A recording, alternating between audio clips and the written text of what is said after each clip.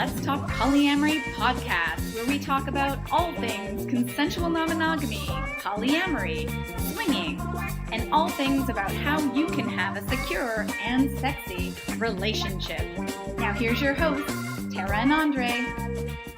Well, we are finally reunited. So today's topic, Five ways to reignite the fire in your long-term relationship. At least 5 ways. Well, there's at least 5 ways. We're going to talk about 5 ways. And we might not get to all of them. Yeah. Because there's a lot to be said, right? Yeah. A lot to be said. I think it's important to say that reigniting the fire in relationships is more than just about people who are polyamorous. This is for anybody who's in a long-term relationship. Yeah, sure. So whether you're monogamous,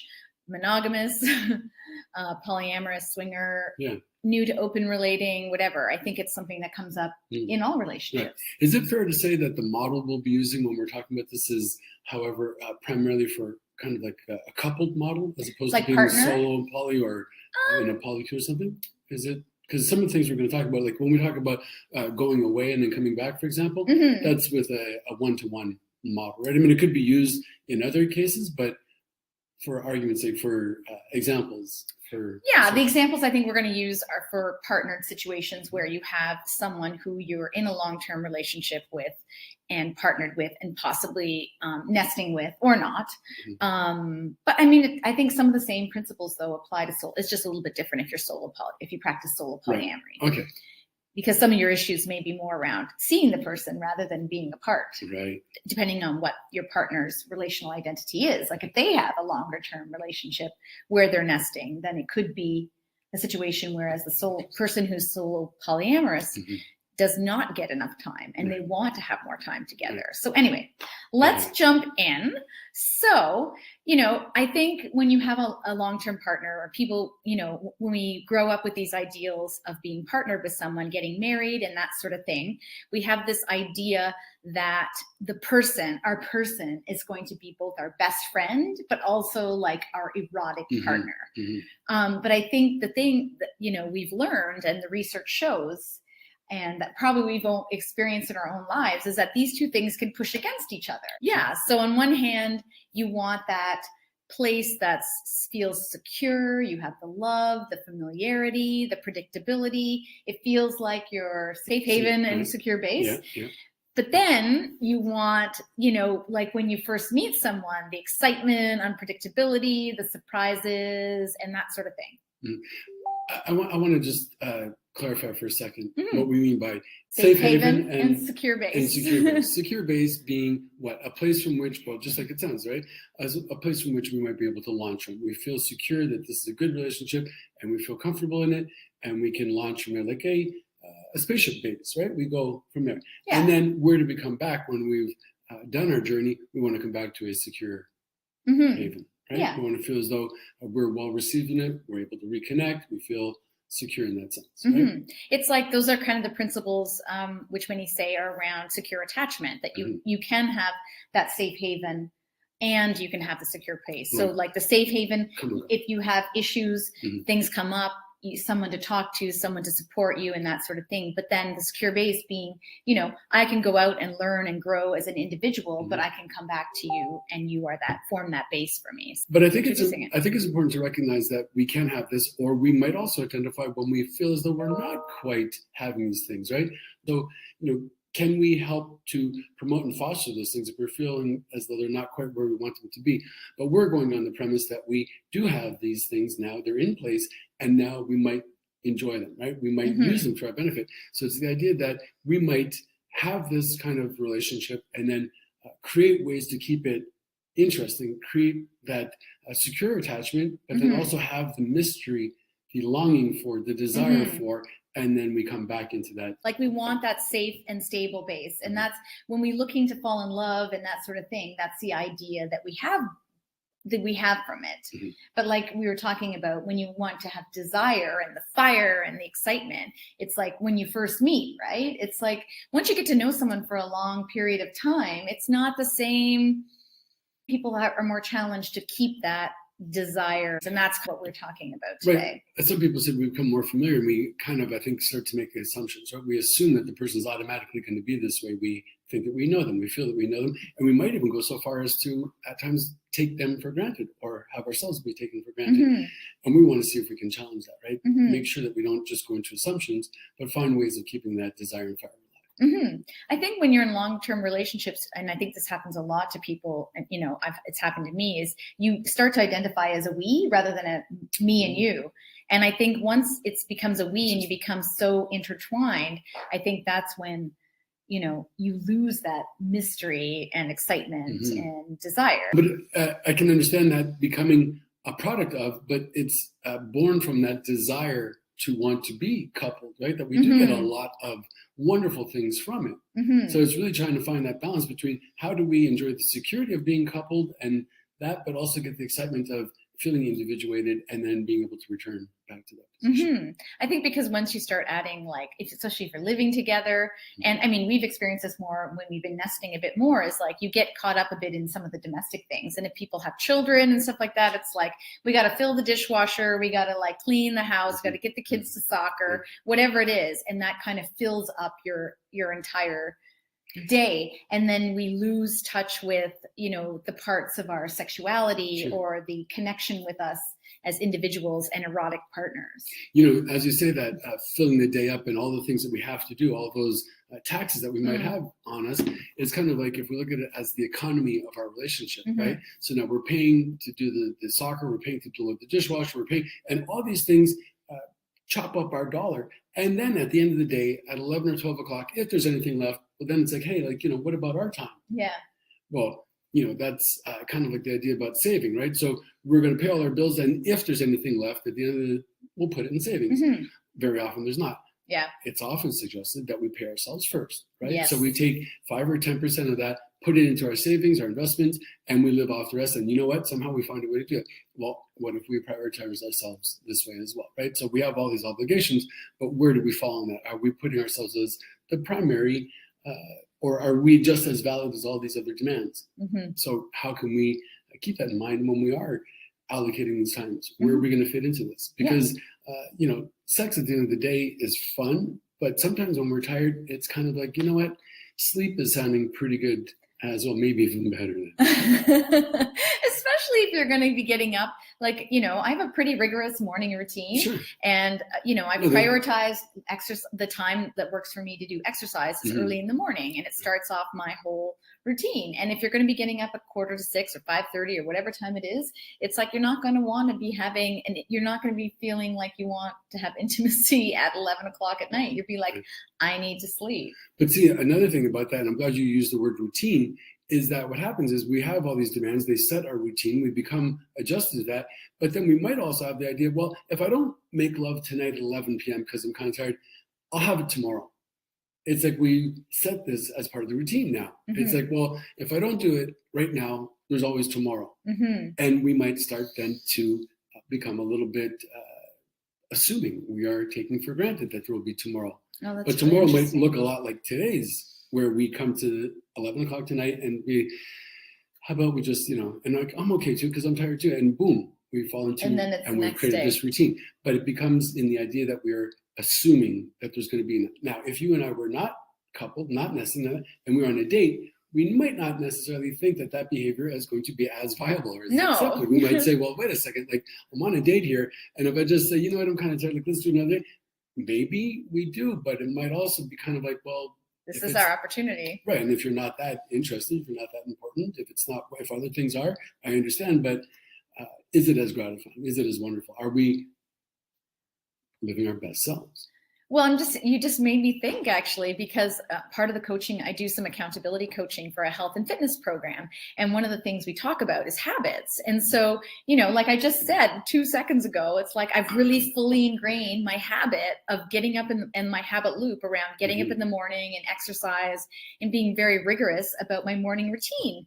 But I'm actually not rigorous about our you know, sexual routines. That's really interesting. Maybe a new habit is something to create. Well, and also the consciousness of routine, right? So yes, we like certain routines. So I like to brush my teeth in the morning, brush my teeth at night, and yada, yada, yada.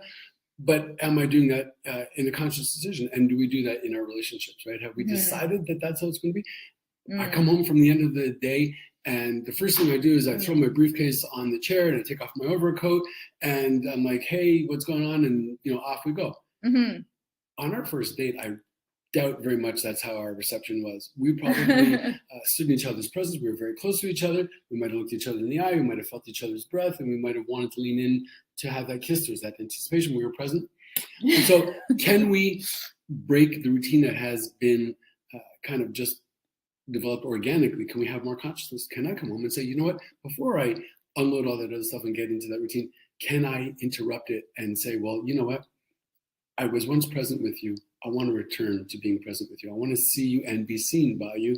And can we afford a 30-second hug at the door, or 5-second kiss, whatever it might be, something that's going to interrupt some of the routine that's not serving us quite as well, that's not as wonderful, as romantic, as interesting.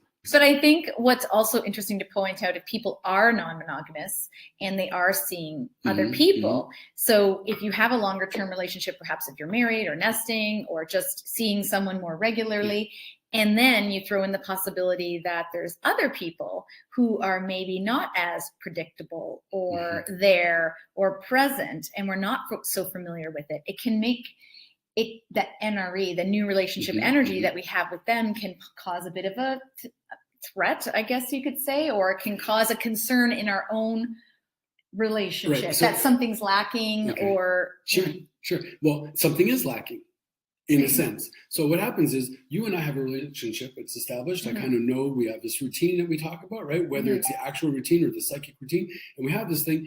And then all of a sudden, there's another variable that's introduced. You start seeing somebody, I start seeing somebody, and now my attention might focus or shift or have something. So if we look at the economy of our relationship as $1, and there's 100 units, and all of a sudden I'm focusing somewhere else, it might mean that you're going to be getting a little bit less of it. And very often, that will manifest in what people often call jealousy. They'll feel as though one of their needs, one of their levels of something is not quite where it once was, and we're alerted by it. There's a shift in the homeostatic needle, and we say, wait, I'm getting too much or not enough of this. Homeostatic. Can you say that again? Well, it's homeostasis. Homeostasis. Right? So it's a homeostatic needle that's telling us that something is shifted, something is up, and now I have these other new feelings. So it was once there, it might have been routine, might have been wonderful, whatever it was, but the NRE energy, as fantastic as that is, as much as we want to share in compersion, we might still feel a little affected by it. So that's where all that good stuff is going to come from, right? What are you laughing at? Well, okay, so now we become more aware of it. We're having a dialogue about it, but how are we now going to address these feelings? I still want to enjoy the NRE, but don't want you to feel as though you're being neglected, and you want me to enjoy the NRE, but don't want to feel as though it's coming at the cost of your receiving. How do we negotiate this, and how do we say this is what we might be wanting? So how do we have that safety, predictability, protection, love, all those things, but also all the excitement, and have that balanced out, especially if you're consensually non-monogamous. So we want to get unsmothered and bring the desire and excitement back. So smothering makes me think of the quote you're reading about fire and air. Yes. To smother fire is to take away air. Yes. Right? So when we are too dependent on each other, codependent, we are too much. Where does that come from? NRE can bring some of that, but how can we tote that line where it's enough of desire that there's like missing a little bit of air, but enough air that's going to be able to let it breathe? Yeah, fire needs air for sure. So, all right. So 5 ways to reignite the fire or keep it lit in your longer term relationship. So here's the 5 things. We'll give you the list, and then we're going to, we did touch on a bit of each of them, but we're going to dive into at least one of them today. So, and this will not be exhaustive, right? I mean, we're probably not going to get to the end, which makes me think of PIV, right? And the idea. How did you get to that? Well, because we have 5 points that we want to talk about in this, right? In reigniting the fire. But we might not get to all of them. And that's kind of like the idea of, sensate or whatever, that we resist the idea of just being destination oriented, that we don't necessarily always have to have PIV. We don't have to have orgasm to have a good time. We can be connected. And in fact, that delay of gratification might in some ways be kind of enticing. So we have like a little fool around in the morning, but without it being the whole end all, Mm-hmm. it reduces the expectation and pressure, but also might leave us looking forward to something in the future to want. Right. And we don't have to have PIV at all. No, sometimes we No, but PIV. some at all, ever. I thought you were okay. No, some people that's not a priority. That's not how that's they. True. No, some people don't. Yeah, I mean, yeah. There's relationships where there's all kinds of relationships, and that's not even a thing. I just want to say that. Yes. Okay. Thank you. No, I get your point. You were trying to make the point that we don't have to be always destination oriented. Exactly. That was the point. Right. And you were using that as an example. Right. So there's 5 things we want to talk about. We might not get to all of them, but that's okay. It's the process, not the destination. All right. So the 5 things. I'm going to list them out. This is the first time we've been together in the same room in a while. Mm-hmm. Okay. So number 1, have some distance, spend time apart. Number 2. I know you're so excited today. I'm gonna try to be present and in the moment. Number 2 would be to be present. Yes. So I'm racing ahead into future forecasting. I get very excited and I want to go there. So we will be present. So look in each other's eyes. Mm-hmm. Maybe even get close enough to feel each other's breath. Don't get too close. It's a family show. And is it a family show? I think it's an over 18 show. Oh, well over 18. Well over 18. It's a family show. My mom's here. Hi, Mom. Hey, Mama. Bonjour, Mama. Okay, so number 2 is be present. Yeah. Number 3 is interrupt patterns and routines. As we were saying before, I coming through the door. Mm-hmm. There's other ways, yeah. And 4, increase sexual erotic energy. Increase sexual erotic energy. Sometimes I feel like there might already be sufficient levels of erotic energy. But okay, well, I'm curious to know. For some people, there aren't. Well, for some people, there aren't. And it's a big jump. Like even just being present with, people, like with someone that they love is hard. Yeah. Because we've come out of the routine of like really like looking in each other's eyes and talk, you know what I mean? So this is why it's kind of like a bit of a. Well, you spoke of sexual erotic energy. Where does emotional energy fall in that? The idea of being present? Because when I think about being present with you, I don't necessarily think about it in the sexual erotic form, more of an emotional connection for me. That's what I mean by be present. Oh, okay. Yeah. Right. And then be present in a number of ways. Yeah. And the number 5 is doing something different that takes deliberate effort. Yeah. Well, I think it's like under increased sexual and erotic energy, you might have spontaneity in there.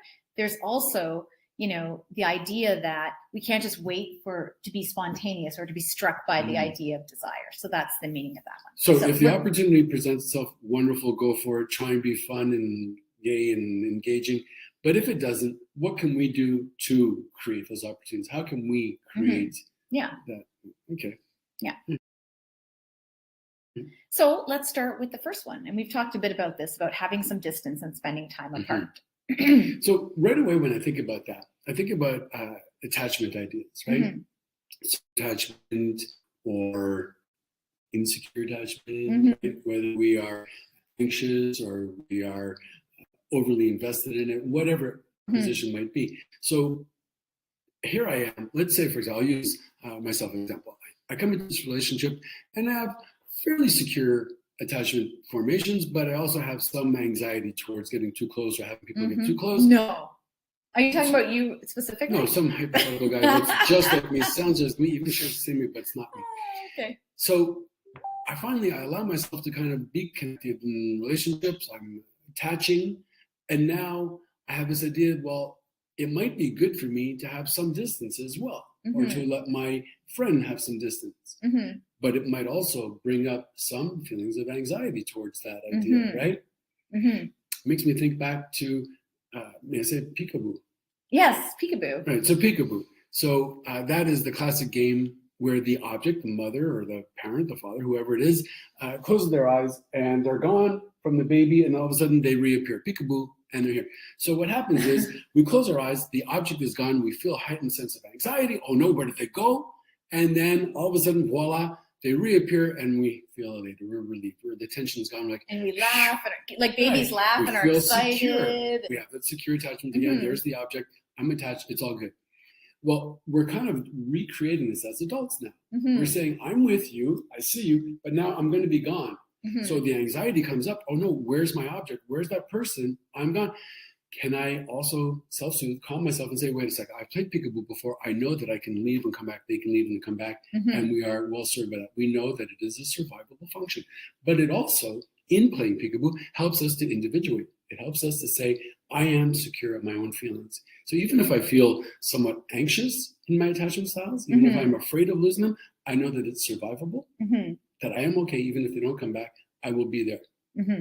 Okay. You look like you've got a lot of stuff on your mind. No, but I was thinking, as you were talking, I was thinking about this idea that some people, especially if you're in a longer term relationships, might think, oh, the problem with them is they spend too much time apart. But I guess it's like, it's more around, I think, your identity, around who you are as an individual and doing things as an individual rather than just always spending time apart. Like, that's not what I'm suggesting. Like, you probably like know relationships where the partners spend all their time doing other things with other friends and stuff and never see each other. So I think it's a little bit different. It's more is that an avoidance? That's more of like, I don't think that's what we're suggesting. So then I was like, oh, we were talking, I was like, oh, I hope people don't think we're suggesting that if you're in a long-term relationship, like just go bugger off and do your own things. You know what I mean? Yeah. But what I'm talking about is not necessarily like going golfing, like not avoiding your partner or spending quality time together, but is more seeing oneself as an individual and what makes you up as an individual. Because I think that's part of the mystery. When we first start dating someone, there's this person that has all these interests and things which we find fascinating. Like, I thought it was really cool when I met you, and I could tell from your body that you played hockey, and I thought that was really cool. So, I don't know, there's just stuff about that. So I didn't want to suggest that we do things together to avoid, but more to discover aspects of ourselves and not constantly see ourselves as a we. And to get more of that peekaboo excitement of returning. But what if we do become well acquainted with each other? Does that necessarily dictate that we're going to become rather complacent with each other? So does familiarity breed contempt? If we become too well known to each other, do we have this idea that the mystery's gone? Because we were kind of having that discussion, and I brought up the example of my grandparents, how they were, they met each other in their teens and were sexually interested in each other and romantically, emotionally interested in each other until their 80s. So they knew each other fairly well. I mean, they had like a whole long life together, but they were still able to maintain that. So how could we still know each other and yet still maintain some degree of mystery and curiosity? Well, I think that's why you want to have some mystery about your partner. I think the difference too, I've been reading Esther Perel's oh my God, what's the name of the book? I can't remember now. Anyways, it's just over there. But they were talking about how it's different. Relationships are different, a little bit different now, because objects of desire, there's lots of objects of desire closer at hand than there may have been when your grandparents were younger. So there wasn't as much candy out there to distract us. Interesting. So while there's an abundance of this, it might actually, though, work against us, right? Because we become rather disposable. Quick, click right, click left. There's always another one behind that. Yeah, like we have this belief we can have everything and we should have everything. And so when it's available and we feel there's a deficiency in our relationship, it can tend to draw us away. So rather than addressing that, if there's too much resistance, if there's too much difficulty, too much consideration, we might simply then say, well, you know what, the next person will probably be easier. Yeah. So our relationship becomes kind of stale. I know that when he comes through the end of the door, he's basically just going to take off his coat and throw his thing there, and he's going to say hi and whatever. So what we're suggesting is we're going to break that routine. We're going to find ways to keep it fresh and new. So when there is an indication of some kind of lull or assumptions, we can make a concerted effort to find other ways to address that rather than just dispose of each other. And part of that is keeping that mystery. That's what I believe. I mean, is it okay to give an example from Saturday? Since you've opened the door, let's do it. Which example are you speaking? I was out in the town by myself. But there was two reasons for that. One was you had made plans and you had a date Saturday night. So what it was for me was an opportunity to go out and do something on my own and do something that maybe you wouldn't enjoy as much. Ooh, yeah. You went to a movie. I went to a movie that you would never see in a million years. But it was fun for me to do that. So I got the opportunity to explore and the city because I just came back and go for a nice long walk and see a movie and then come back. So you weren't just feeling as though you were getting out of the way or fulfilling this first example that we should create distance, but you were doing it in a way that was serving you well. You were doing something that you might not go to as readily had you been with me, because I probably would not have wanted to see that film. So it was an opportunity for you to have your own way. Yeah. Good. Yeah. And then when I came back, what was it like? Oh, it was quite nice. We reconnected. Yeah. Mm-hmm. And you were excited to see me. Yeah. What did you want to hear? I feel like you're suggesting something. No. I always like to see you. Well, it was wonderful to see you. Except that I was food deprived, so I was a little bit, when I came in the door, I was not doing so well. But that was so weird. But anyway. Yeah. But it felt good to see you because it was the second part of the peekaboo. You had returned, and I felt as though we were able to reconnect. Yeah, and I was excited to get home. Like, as I was walking back to you, despite feeling super hungry, I was also super excited to see you. Yeah. And also, like, sort of share in your, like, have a compersion and share in the happiness of your evening. Yeah. So, yeah. Yeah. Okay. That's when it works out well. Can you think back to other times when you and I might have wanted to participate in this distancing practice, but then feel as though it was not so easy to come back or reconnect, or there might have been things that made it less attainable? Can you think back to that? Do you have a specific example? I'm thinking about, because we wrote in the notes about, if you are going to detach and do something separate, if someone has a date, because I think sometimes people have this hard time especially when they're opening up in polyamory to begin with. It's like, when their partner has a date, and what do you do? And we were talking about practicing some before care. So, detaching with love and having something to do. Yeah. Detaching from a secure base, like feeling like I'm going to go do this thing on my own. You're going to have your experience on your date, and then coming back and having some aftercare. And aftercare can look like there could be during care too. Sometimes we text each other and say hello. Yeah. For you messaged me to say, I could come. My date was over. Your date was over. I could come home, and which was perfect timing. But the aftercare and reattaching, you know what I mean, was super important. And I think, and what you did differently this Saturday, like one situation, maybe this is what you're thinking of, or maybe I'm just imagining, I had come back after you had a date, and one of our sort of agreements is that if there is sexual activity in the bed, that we change the bed. And when I arrived home, the bed was not made. It was stripped, but not made. But it was in the process of being stripped. Yeah, but it wasn't remade. Whereas today, like on Saturday, I got home and you had already taken all the bed sheets off, put them in the wash, and remade the bed. Okay, and so that was a nice gesture. Like it was noticed. Well, that's a good transition. But what I was thinking of while you were saying that was the idea of that aftercare. Can we reconnect? And one of the manifestations, one of the symptoms of the jealousy is the idea that, am I going to lose out in some way? So did you give that attention that I would normally receive to the other person? And does that make me feel, insecure? Where's my attention? Where's my piece of that pie? Now it's been shared with somebody else. So when you come home and you see the bed being remade, it's in a way saying symbolically, I've dedicated this attention to you. I'm realizing it. And this is a gesture to show that you're still important to me. I went to the effort to remake the bed to show you that you're still in my thoughts. Yeah, and you greeted me at the door with very much love and attention, and it was lovely. Yeah. I was thinking of something else, and I can't think of what I was going to say. It's always the way. It's always the way. Where are we? One of the ways of creating mystery and excitement, or keeping the fire lit, is having some time alone and not losing yourself. I think that happens in relationships. Like people say that people start to look like each other, but sometimes you start to act the same. You have the same interests. You lose the connection with your friends. You start doing activities only together. And then it becomes this thing. And then if people are opening up in polyamory, like this whole idea of disentangling from that can be challenging. Right. And one of the first things that's suggested is like find you again. Mm-hmm.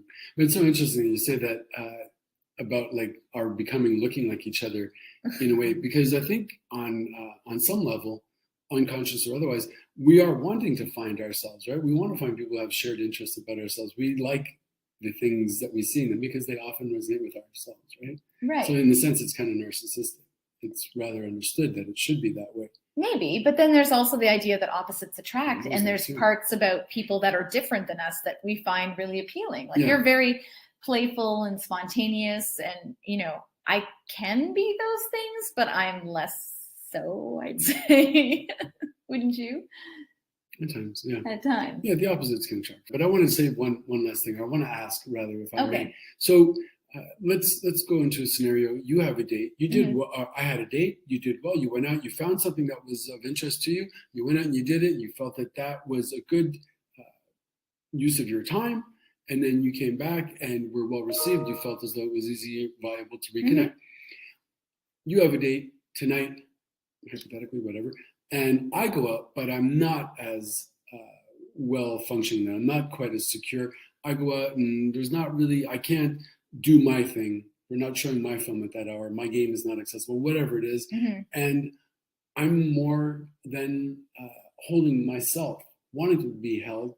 You're busy doing your thing, and I don't have that same level of fluidity in being able to self-soothe, to hold myself. What could I do then? So if my first choice isn't there, if my other things are there, how can I regain the knowledge of our secure relationship, of our secure attachment? How can I import that to myself, knowing that I am still secure? Do you have any ideas how we might? Do you think I have ideas? I think you always have ideas. That's what's fun. Well, I mean, maybe it's simple to put it this way, but if there isn't that object of your desire that you do on your own available, it's like, can I remember instances where I felt that way in terms of your partnership? Okay, so draw back on past experiences, past times, like things that we did know. Yeah, Collect collecting the positive evidence. The positive evidence. Yeah, the positive evidence. The evidence that supports the belief you want to have. The belief you want to have and the feeling you want to have is that my relationship is good. We are connected. We love each other. We desire each other. And then collecting the evidence and remembering instances where that happened. Your positive stack. Positive stack. Okay, good to know. All right. We'll see how we. But I would challenge you to find something that you can do that would be fun for you. Yeah, for sure. I mean, I find it easy to find things that are fun to do on my own. Well, you're curious about everything and you're enthusiastic. You tried it at least once, so that's a good thing. Yeah. Find something new, exciting to do. That's always a good thing. Yeah, I like the idea of trying to challenge ourselves, right? Going out of our own routine, our own routine of self. Yeah. I think sometimes people, especially if they're in polyamory, they want to, like, if their partner's having a date, then they're thinking, oh, I should have a date as well the same day. But it doesn't always work out that way. That's why I think it's good to have friends to spend time with, things to do on your own, and that sort of thing. Our little call to action for you today is to think about what things bring you joy you could spend more time doing and that you would have fun to do on your own. And it's good to practice even when your partner doesn't have a date if you're in polyamory, right? Like, let's just go out and do our own things. Like, I went out and spent some time with a friend yesterday. You did other things at home. You know what I mean? Yeah. And then you were excited when I came back. Sure was. And I was excited when I came back. We're talking about the 5 ways to reignite the fire in longer-term relationships. Longer term. Which was having some distance and spending time apart. And now we're going to talk about number 2. Being present. And when we say to be present, it's not just the physical part. We're talking about also being emotionally and sexually present as well, right? Yeah, because I think there's so many distractions that we have in our life. And when we are present, we're not necessarily present. So let's start with number 1 of the 3, being physically present. So are we like just showing up physically? And, that's already in itself a start, but is that enough, right? And we'll talk about the quality of showing up physically, but it makes me think back to even the idea of allowing ourselves to be physically present, right? So say, for example, you get invited out to go for breakfast with your buds or to grab a beer. Are you automatically going to say yes, or you find yourself at times perhaps wanting to say no? So are you already defeating yourself in a way by not allowing for that? Can you catch yourself when you are more tempted or more likely to say no and allow yourself to say yes? Right? Exactly. So this is where you stop and you ask yourself the question, am I being physically present? Right. Am I being there? Am I saying no rather than yes? Right. Are we hiding away? Sure. Like I know some couples where, and I'll admit guilty on my part to this, is that you're in the same space, but you separate yourself. Mm-hmm. So you might go to bed early, right. Hide away, avoid your partner. Yeah. Oops. I got to delete them. Okay, we'll just leave them. Yes. They're just going to keep coming, though. That's the problem. We're getting these interesting offerings in the chat here. This is what happens when we go to YouTube. Okay, so are we being physically present? So, like I was saying, you can be in the same room, but not in the same room in terms of your... Well, it makes me think of having to go to a business meeting, for example, right? You might show up and be on Zoom these days, whatever, and you're physically there, but you're not really there, right? You're kind of mailing it in. You're not present in your presence. Exactly. So I just want to say hi to some of the people joining us. Hi, Melissa. Hi, hello, those from Stormy, Alabama, doing your washing. Victoria, BC. Anyone else there? Say hello. So the romper room section. I see Jenny. I see George. I see Tara. That might have just aged us. And so what? Romper room. No, but are we ageist? Do you have anything against it? I'm an old man. No, I'm pretty happy about my age. Yeah, so it ages us. Yes, we are ancient. Yes. And loving it. I mean, speaking of age, just to off on a small detour, I'm turning 50 this year. 50? Yes. You told me 30. Whoa. There goes my 20-year warranty. Well, and I think 50, really? 50, wow. Yeah, 50. But I think 50 is the new hot. It is the new hot, and I feel like the new hot. And hot. I think, the big part of it and why we do what we do, I think, is because we're having more fun and excitement and trying new things. And that's why we're here talking to you about this stuff, is we want that for you too. So. But also on the topic of age, I think of me dear old mom, not too old, and she's a woman of a certain age, as they would say. And, she is still as vivacious and as vibrant as she was years ago, and still wanting to have these expressions. This is not a limited time offer, right? Our sexuality, our expression comes with us forever. There are many examples of people being well advanced and still being very sexy and very much enthusiastic about their love and sex life. Yeah. So no matter the age, if you pay attention and you start to do these things and get help where you need it, you can have more desire and excitement and all that. So that's, Well, the way we say that a body in motion tends to stay in motion, right? So we go to the gym, we stay active while we're doing this sexual, psychic, emotional energy workout as well. We are keeping ourselves fluid in that way. Awesome. So we talked about being physically present, but like you said, and what we talked about is being physically present is not just being there is not enough. Which is why we have the number 2 being present is being emotionally present. Right. That's sometimes the harder thing. Well, let's go back for just a second. Okay. So if I feel that I'm physically present, but not quite there, really, well, those feelings or the lack of those feelings are informing me. So we might want to ask, well, what's going on there? So what is going on there? Right. Am I wanting to connect, but finding it difficult? Am I concerned about the potential for this, that, and the other thing? What's at play? Yeah, that's true. Because I think that's what happens when people, come to us in our practices and our private practices, is that, there's something there and they can't really pinpoint it. It's hard to admit to ourselves, some of these things, I think. Yeah, I think generally in a very simplified form, people come to us in our practices because either they are not feeling enough of the feelings they want to have, or they're feeling too much of the feelings they're having. Exactly. And we can help with doing the work we do, help them come to terms with that, become more informed, figure out what's going on, and figure out what is that they're wanting and how to get that. But I think, you can do that in more of a therapeutic or coaching practice one-on-one, but you can also do it more effectively or even more effectively, I think, in a group situation, like in our program. Also effectively, yes. Yeah, also effectively. Okay, let's carry on to number 2, being emotionally present. Carrying on. We are carrying on. You're always carrying on.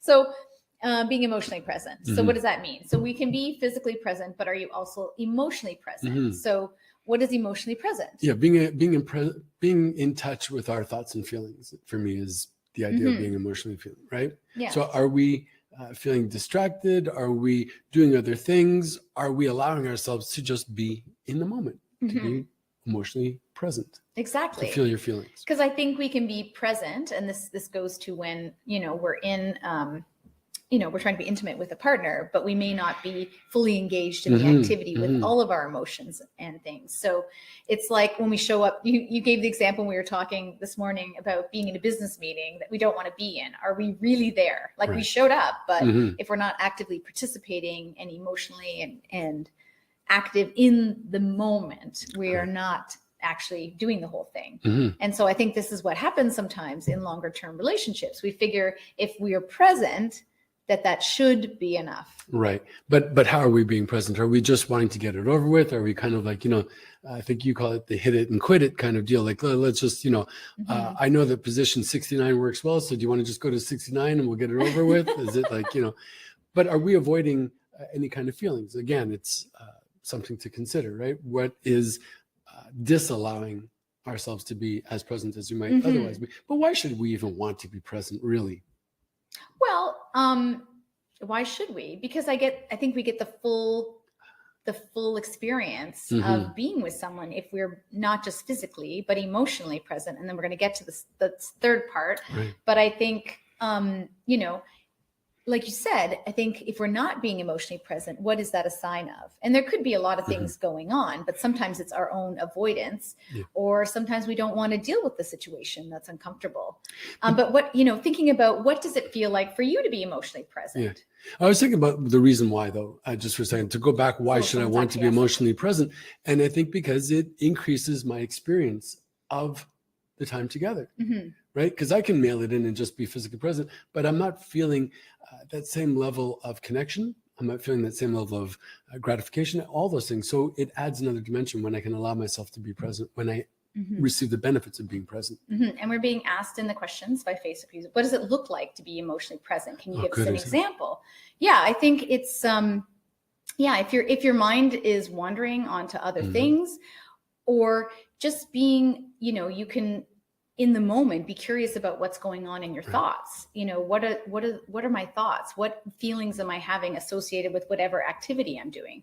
I mean, it's a lot more complicated, I think, than that. But I think it's, theoretically, it sounds easy to be emotionally present. But what, But how do you know when you're there? How do you know when you are emotionally present? So I think I know when I'm not, when I'm feeling the fear of vulnerability, or feel that I might be too intimate, too close. Maybe I want to buffer that and not be as emotionally present. But what would be an indication of our being emotionally present? And I think it's when I feel that connectedness, when I don't necessarily subscribe to my fears or my anxieties, my inhibitions, all those things. When I feel that I am psychically held, either by the other or by myself, and feel that I am contained, that I feel like I am secure in this position, that I feel loved in whatever that might mean, to be loved.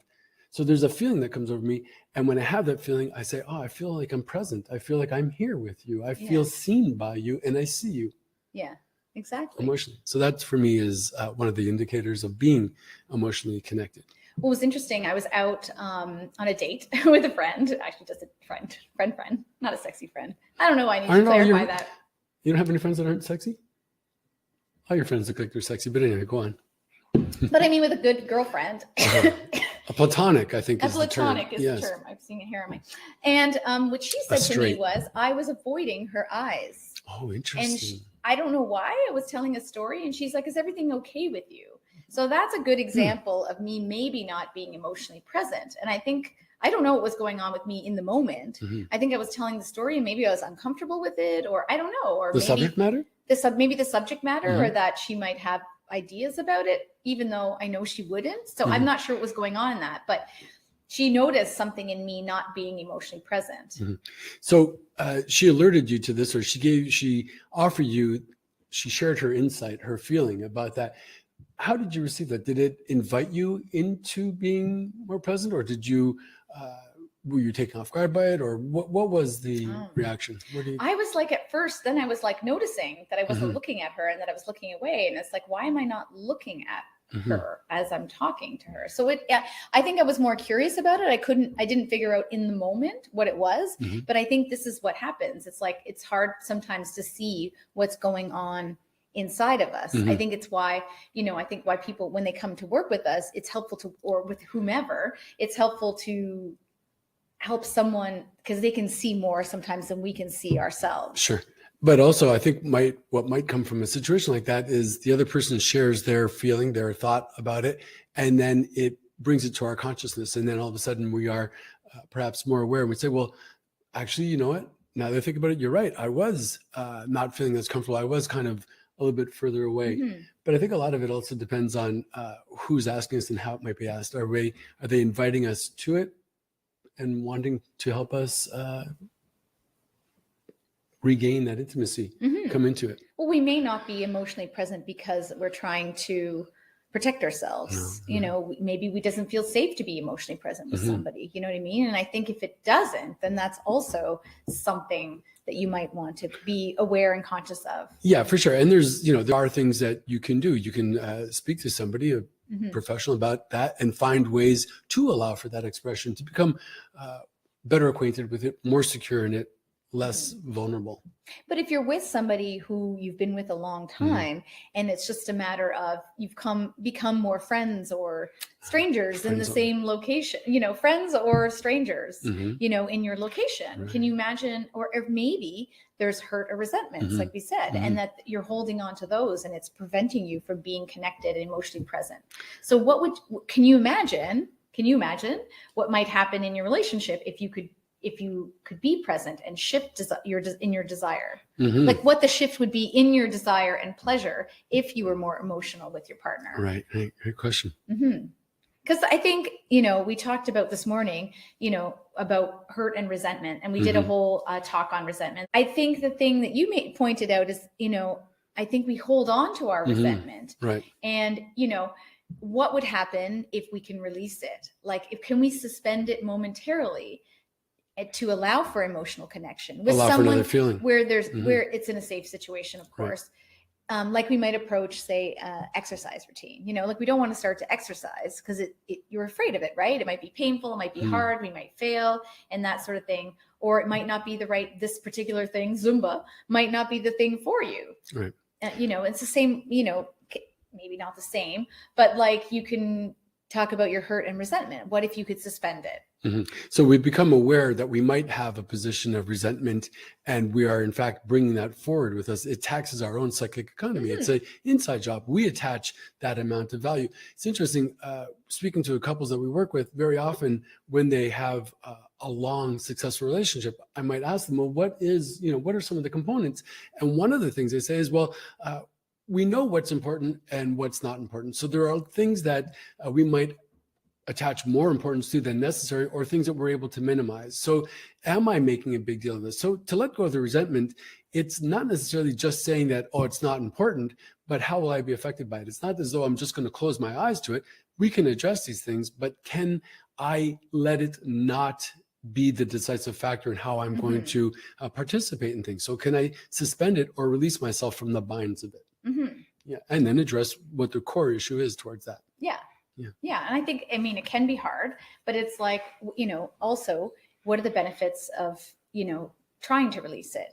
And, you can always go back to it. Right. You can always go back to it if you want it. You know what I mean? What are the benefits of holding on to that resentment, right? So even if right. So you could suspend it long enough to be present with somebody and then, go back to resentment if it's that important to you. Yeah, exactly.